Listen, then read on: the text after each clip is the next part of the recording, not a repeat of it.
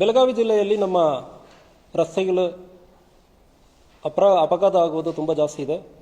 ಪ್ರತಿ ವರ್ಷವೂ ಸುಮಾರು 800 ಜನ ಈ ರಸ್ತೆ ಅಪಘಾತದಲ್ಲಿ ತೀರಿ ಹೋಗ್ತಾ ಇದ್ದಾರೆ. ಈ ಅಪಘಾತದಲ್ಲಿ ಪರ್ಟಿಕ್ಯುಲರ್ ಆಗಿ ಕಬ್ಬಿನ ಸೀಸನ್ ಸಂದರ್ಭದಲ್ಲಿ, ಉಳಿದ ಸೀಸನಲ್ಲಿ ತಿಂಗಳಿಗೆ ಒಂದು 50ರಿಂದ 55 ಜನ ಸಾಯ್ತಾ ಇದ್ದಾರೆ.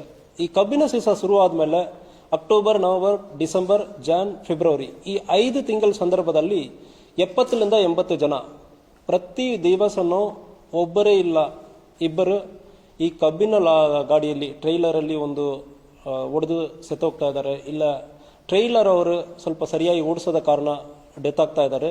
ಈ ಸೀಸನಲ್ಲಿ ಬೇರೆ ಸೀಸನ್ಗಳಕ್ಕಿಂತ ಈ ಸೀಸನಲ್ಲಿ ಸ್ವಲ್ಪ ಜನ ಡೆತ್ ಆಗುವುದು ಜಾಸ್ತಿ ಆಗಿದೆ. ಇದಕ್ಕೆ ನಾನು ಆಲ್ರೆಡಿ ಹೇಳಿದ್ದೀನಿ, ರಸ್ತೆ ಅಪಘಾತಗಳನ್ನು ನಾವು ತಡೆ ಮಾಡುವುದಕ್ಕೆ ನಾವು ಎಷ್ಟೊಂದು ಪ್ರಯತ್ನ ಮಾಡ್ತಾ ಇದ್ದೀವಿ. 800 ಜೀವ ಕಳ್ಕೊಳ್ತಾ ಇದ್ದಾರೆ. ಇದರಲ್ಲಿ ಬಹಳಷ್ಟು ಅಮಾಯಕರಿದ್ದಾರೆ. ಅವರು ದುಡಿಯುವವರು, ಆ ಫ್ಯಾಮಿಲಿಯಲ್ಲಿ ಮಕ್ಕಳನ್ನು ಇಟ್ಕೊಂಡು ಹೆಂಡತಿಯನ್ನು ದುಡಿಯುವವರು ಈಗ ಸತ್ತೋದ್ಮೇಲೆ ಫ್ಯಾಮಿಲಿ ಪರಿಸ್ಥಿತಿ ಎಲ್ಲ ನಾವು ನೋಡಬೇಕು.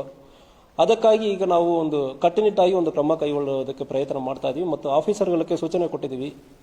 ಯಾವುದೇ ಕಬ್ಬಿನ ಲಾರಿ ಮತ್ತು ಟ್ರೈಲರ್ ಇರುತ್ತಂದ್ರೆ ಕಬ್ಬಿನದ ಲೋಡ್ ಇರುವಾಗಲೂ ಮತ್ತು ಲೋಡ್ ಇಲ್ಲದೆ ಸಂದರ್ಭಗಳಲ್ಲಿ ಕೂಡ ಹಿಂದುಗಡೆ ಕಡ್ಡಾಯವಾಗಿ ರಿಫ್ಲೆಕ್ಟರ್ ಕ್ಲಾತ್ ಅನ್ನು ಹಾಕೊಂಡು ಹೋಗಬೇಕು. ಇದನ್ನು ಪ್ರತಿಯೊಂದು ಫ್ಯಾಕ್ಟರಿಯವರು ಕೂಡ ಇನ್ಶೂರ್ ಮಾಡಬೇಕು.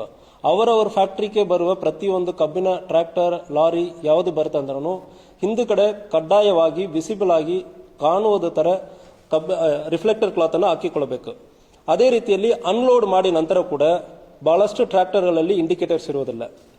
ಆದ್ದರಿಂದ ಕಡ್ಡಾಯವಾಗಿ ಪ್ರತಿಯೊಂದು ಗಾಡಿಯಲ್ಲಿ ಕೂಡ ಇದು ರಿಫ್ಲೆಕ್ಟರ್ ಕ್ಲಾತ್ ಹಾಕೊಂಡು ಹೋಗಬೇಕು. ಆ ಇಲ್ಲದ ಸಂದರ್ಭದಲ್ಲಿ ಖಂಡಿತವಾಗಿ ನಾವು ಕೇಸ್ ಮಾಡ್ತೀವಿ. ಜೊತೆಗೆ ಒಂದು ವೇಳೆ ಕುಡಿದು ಬಿಟ್ಟು ಗಾಡಿ ಓಡಿಸಿ ಯಾರು ಡೆತ್ ಆಗುವ ಸಂದರ್ಭದಲ್ಲಿ it will be consider as culpable homicide equivalent to murder. ಇದು ಎರಡಕ್ಕೂ ದೊಡ್ಡ ವ್ಯತ್ಯಾಸ ಏನಲ್ಲ, ಪನಿಷ್ಮೆಂಟ್ ಕೂಡ ತುಂಬಾ ಜಾಸ್ತಿ ಇರುತ್ತದೆ. ಕುಡಿದು ಬಿಟ್ಟು ಗಾಡಿ ಓಡಿಸಿ ಯಾರೋ ಒಬ್ಬರು ಡೆತ್ ಆಗ್ತಾರೆ ಅಂದ್ರೆ ಸುಮ್ಮನೆ ನಾವು ಬಿಡಕ್ಕಾಗಲ್ಲ. 100% ನಾವು ನಿಮ್ಮನ್ನು ಅರೆಸ್ಟ್ ಮಾಡ್ತೀವಿ. ಕಡ್ಡಾಯವಾಗಿ ಈಗ ಪ್ರತಿಯೊಂದು ರೋಡ್ ಆಕ್ಸಿಡೆಂಟ್, ಫ್ಯಾಟಲ್ ಇರಲಿ, ಡೆತ್ ಆಗೋದು ಇರಲಿ, ಇಲ್ಲ ಗಾಯಾಳು ಪಡೆಯುವವರು ಕೂಡ ಯಾವುದೇ ಆಗುತ್ತಂದ್ರೆ ಕೂಡ ಅಟೆಂಪ್ಟ್ ಟು ಮರ್ಡರ್ಗೆ ಈಕ್ವಲೆಂಟ್ ಆಗಿ attempt to culpable homicide section 110 of BNS ಆ ಸೆಕ್ಷನ್ ಅಲ್ಲಿ ನಾವು FIR ಅನ್ನು ಮಾಡ್ತೀವಿ. ಯಾವುದೇ ಕಾರಣಕ್ಕೂ ಯಾವನೋ ಒಬ್ಬನು ಕುಡಿದುಬಿಟ್ಟು ಗಾಡಿ ಓಡಿಸುವುದಕ್ಕೆ, ಅಮಾಯಕರು ಬಲಿಯಾಗುವುದಕ್ಕೆ ಪೊಲೀಸ್ ಇಲಾಖೆ ಬಿಡುವುದಿಲ್ಲ. ಪ್ರತಿ ದಿವಸ ಇದು ಪರ್ಟಿಕ್ಯುಲರ್ಲಿ ನಾವು ನಮ್ಮ ಆಫೀಸರ್ಸ್ ಪ್ರತಿ ದಿವಸ 9 ಗಂಟೆ ಇವತ್ತು ಎಷ್ಟು ಅಪಘಾತ ಆಗಿದೆ, ಅದರಲ್ಲಿ ಎಷ್ಟು ಜನ ಕುಡಿದು ಓಡಿಸಿದಾರೋ ಅವರ ಮೇಲ್ಗಡೆ 110 ಕೆಳಗಡೆ FIR ಮಾಡಿ ಅರೆಸ್ಟ್ ಮಾಡೋಕ್ಕೆ ನಾನು ಪರ್ಸನಲಿ ಪರ್ಟಿಕ್ಯುಲರ್ ಆಗಿ ನಾನು ಫಾಲೋ ಅಪ್ ಮಾಡ್ತಾ ಇದ್ದೀನಿ. ಸೊ ಯಾರು ಕೂಡ ಕುಡಿದುಬಿಟ್ಟು ಗಾಡಿ ಓಡಿಸಿರಂದ್ರೆ ಜೈಲಿಗೆ ಹೋಗೋದು ಕಂಪಲ್ಸರಿ. DD ಕೇಸ್ ಹಾಕಿ ಸುಮ್ಮನೆ ಬಿಡೋದು ಇಲ್ಲ. ಇದು equivalent to murder, attempt to murder ಅಂದ್ರೆ ನಾವು ಟ್ರೀಟ್ ಮಾಡ್ತೀವಿ.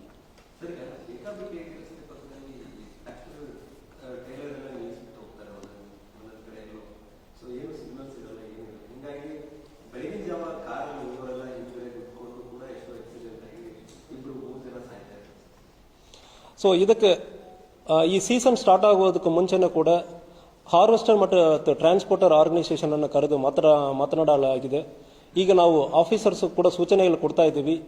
ಎಲ್ಲಿ ಒಂದು ಕಡೆ ಟ್ರೈಲರ್ ಅನ್ನು ನಿಲ್ಲಿಸುವಾಗ ಕಡ್ಡಾಯವಾಗಿ ರಿಫ್ಲೆಕ್ಟರ್, ನೀವು ಫಸ್ಟ್ ಆಫ್ ಆಲ್ ಪಾರ್ಕಿಂಗ್ ಮಾಡುವುದು ರೋಡ್ ಬಿಟ್ಟು ಕಂಪ್ಲೀಟ್ ಆಗಿ ಬಿಟ್ಟು ಜಾಗ ಬಿಟ್ಟು ಎಷ್ಟು ಜಾಗ ರೋಡ್ ಯಾವುದೇ ಕಾರಣಕ್ಕೂ ಕೂಡ ನೀವು ರೋಡ್ ಮಧ್ಯದಲ್ಲಿ ಗಾಡಿಯನ್ನು ನಿಲ್ಲಿಸೋಕ್ಕಾಗಲ್ಲ. ಟ್ರ್ಯಾಕ್ಟರ್ ಅನ್ನು ಬಂದು ನಿಲ್ಲಿಸಬಾರದು. ನಿಲ್ಲಿಸ್ತೀರಂದ್ರೆ ಅಂತಹ ಕೇಸ್ ಆಗುವ ಸಂದರ್ಭದಲ್ಲಿ ಕಾನೂನು ರೀತಿಯಲ್ಲಿ ಕ್ರಮ ಕೈಗೊಳ್ಳುತ್ತೀವಿ. ಅದೇ ರೀತಿಯಲ್ಲಿ ಗಾಡಿ ನಿಲ್ಲಿಸುವ ಸಂದರ್ಭದಲ್ಲಿಯೇ ಕೂಡ ರಿಫ್ಲೆಕ್ಟರ್ ಕ್ಲಾತ್ ಅನ್ನು ಹಾಕಿನೇ ನಿಲ್ಲಿಸಬೇಕು. ಇಲ್ಲ ಅಂದ್ರೆ ಗಾಡಿಯನ್ನು ಕೂಡ ನಾವು ಸೀಸ್ ಮಾಡಬೇಕಾಗುತ್ತದೆ ಕೇಸಿಗೆ. ಇದು ಒಂದು ರೀತಿಯಲ್ಲಿ ಈ ಬೇಸಿಕ್ ಜವಾಬ್ದಾರಿಯನ್ನು ಹಾರ್ವೆಸ್ಟರ್ ಮತ್ತು ಟ್ರ್ಯಾಕ್ಟರ್ ಡ್ರೈವರ್ಸ್, ಇದು ತುಂಬಾ ಈಸಿಯಾದ ಕೆಲಸ. ಒಂದು ರಿಫ್ಲೆಕ್ಟರ್ ಕ್ಲಾತ್ ಅನ್ನು ಗಾಡಿ ಹಿಂದ್ಗಡೆ ಹಾಕೋದು ಈಸಿಯಾದ ಕೆಲಸ. ಈ ಕೆಲಸ ಆಗಲ್ಲ ಅಂದ್ರೆ ರೈತರಿಗೆ ಅನ್ಯಾಯ ಆಗ್ತದೆ. ಗಾಡಿ ಅದು ಕಬ್ಬಿಣದ ಲೋಡ್ ಆದ್ಮೇಲೆ ಅದು ಸ್ಟೇಷನ್ ಕರ್ಕೊಂಡು ಹೋಗಿ ಅದು ಪ್ರಾಸೆಸ್ ಮಾಡೋದಕ್ಕೆ ಡಿಲೇ ಆಗುತ್ತದೆ, ವೆಯ್ಟ್ ಕಮ್ಮಿ ಆಗುತ್ತದೆ. ದಯವಿಟ್ಟು ರೈತರು ಕೂಡ ಪ್ರತಿಯೊಂದು ನಿಮ್ಮ ಟ್ರ್ಯಾಕ್ಟರ್ ಡ್ರೈವರ್ಸ್ ಕಡೆ ಮಾತಾಡಿ ಕಡ್ಡಾಯವಾಗಿ ಅವರ ರಿಫ್ಲೆಕ್ಟರ್ ಕ್ಲಾತ್ ಅನ್ನು ಹಾಕೊಂಡು ರೋಡ್ ಸೈಡ್ ಅಲ್ಲಿ ನಿಲ್ಲಿಸಬೇಕು. ರೋಡ್ ಅಡ್ಡ ಹಾಕಿ ಯಾವುದೇ ಕಾರಣಕ್ಕೆ ನಿಲ್ಲಿಸಬಾರದಂದ್ರೆ ನೀವು ಕೂಡ ಪ್ರತಿಯೊಬ್ಬರು ಜವಾಬ್ದಾರಿ ತಗೊಳ್ಬೇಕು. ನಿಮ್ಮ ಏರಿಯಾನಲ್ಲಿ ಒಂದು ಕಬ್ಬು ಲೋಡ್ ಆಗುವ ಸಂದರ್ಭದಲ್ಲಿ ಯಾವುದೇ ಒಂದು ಜೀವ ಹೋಗೋದಕ್ಕೆ ನೀವು ಯಾವುದೇ ಅವಕಾಶ ಕೊಡಬಾರದಂದ್ರೆ ಹೇಳಿಕೊಳ್ತೀನಿ.